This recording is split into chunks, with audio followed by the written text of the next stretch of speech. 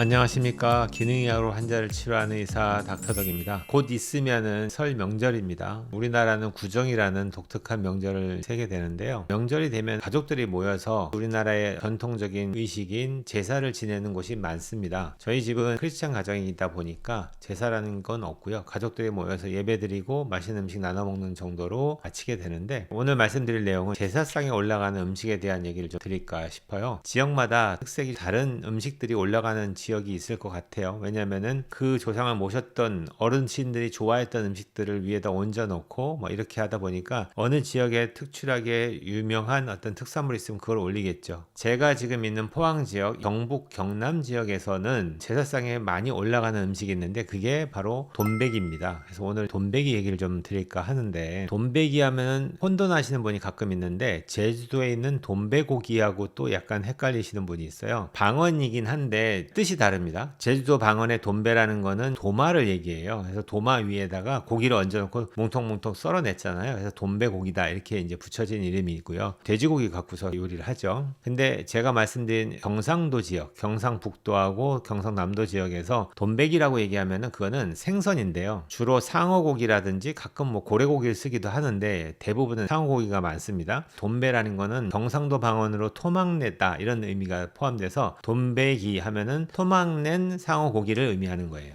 완전히 다르죠. 근데 돈베기 얘기를 왜 하냐면은, 저는 주로 기능의학자로서 환자를 볼 때 중금속에 되게 민감하잖아요. 그래서 그 중금속을 빼는 치료를 열심히 하다 보면은 제가 경험했던 일화인데, 이분이 수온이 되게 높아서 오셔서 제가 열심히 빼드렸어요. 3개월, 6개월 치료받고 나서는 수온이 정상 레벨까지 떨어졌죠. 그래서 괜찮네 하고 어느 정도 좀 더 치료하고 있는 과정에서 정기적인 검사 때 검사로 오셔서 검사했는데 정상이었던 수온이 갑자기 3배로 올라간 거예요. 깜짝 놀랐죠. 그래서 이제 환자를 불러다가 제가 생선 못 먹겠는데 좀 드셨나요? 이렇게 물어봤더니 절레절레 하면서 선생님 말씀대로 저는 안 먹었어요 이렇게 얘기하는 거예요. 안 먹었는데 올라갔을 리는 없잖아요. 그래서 제가 이제 하나씩 꼬치꼬치 캐물었죠. 그러다가 이제 결론은 어디까지 갔냐, 혹시 최근 들어서 제사 지내신 적 있어요? 이렇게 물어봤더니 깜짝 놀라면서 일주일 전에 제사를 지냈었대요. 그래서 제사상에 혹시 돈베기 있었나요? 했더니 있대요. 자기가 돈베기 좋아해서 진짜 많이 안 먹고 제사 음식 중에 나온 거 돈베기 한 점을 먹었다는 거예요. 한 점을 먹었는데 혈중에서의 수은 레벨이 기준치보다 3배가 올라가요. 이 정도입니다.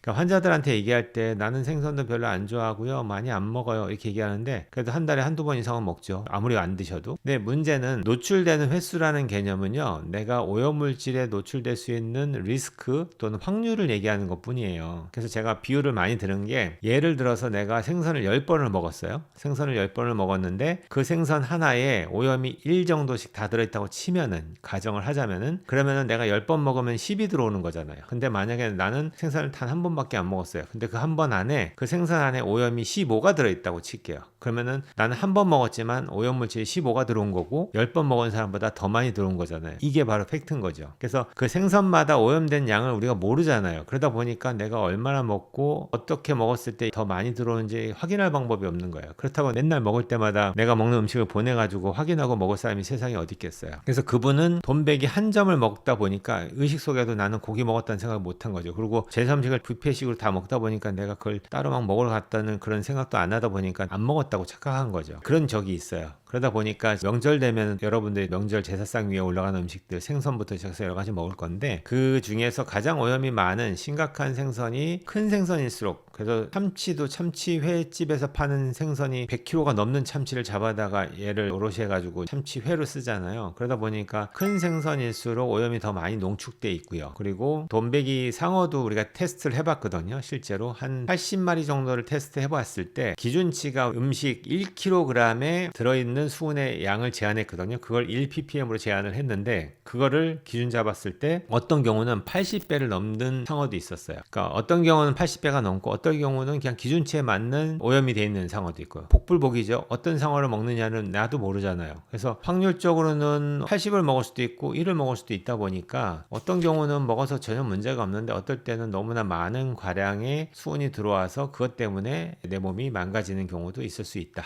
그렇게 이해하셔야 되겠고요. 그래서 잘 모르니까 가급적이면 그런 생선은 안 먹었으면 좋겠다라는 게 제 생각이고요. 가급적이면 오염되지 않은 지역, 그래서 포항 같은 지역에서도 보면 이렇게 꼬리 안쪽에 만이 있잖아요. 만이라는 거는 조류가 이렇게 흐르지 못하고 안에서 도는 조류거든요. 바깥으로 나가지기가 쉽지 않아서. 크루시오 해루가 이렇게 올라갈 건데 그거 말고 이 만 안에서는 팽팽팽팽 도는 거예요. 그러다 보니까 포항제철에서 뿜어져 나오는 여러 가지 폐수가 다 바다로 들어갈 거기 때문에 그 만 안에서 잡히는 생선은 저는 잘 못 먹게 합니다. 그리고 저도 낚시를 좋아하지만 선사가 만약에 그 만 안에서 고기를 잡고 있는 선사다, 그럼 저는 그 선사를 타지 않고요. 오히려 더 멀리 가가지고 칠포나 월포 위쪽에서 낚시를 한다든지 또는 완전히 구룡포 쪽으로 나와서 크루시오 해루의 메인 스트림을 타고 있는 그런 배를 타서 거기서 나오는 생선은 잡아먹기도 합니다. 그렇게 이해하시고 오늘은 명절을 앞두고 가족들이 모여서 또 즐거운 시간도 보내고 맛있는 음식도 먹을 텐데 우리가 감사하고 기쁜 마음으로 먹으면 좋긴 하겠죠. 우리 심리적으로도 좋고 좋을 텐데 그것만 갖고서는 오염된 음식을 먹어서 생길 수 있는 여러 가지 문제는 그걸로는 커버가 되지 않습니다. 그래서 가급적이면 의논하셔서 그런 고기 말고 건강에 좋은 것들로 올려놓고 드시면 좋지 않을까 하는 생각이 듭니다. 오늘 여기까지 말씀드리겠습니다. 온 국민이 건강해지는 그날까지 닥터덕은 여러분과 함께합니다.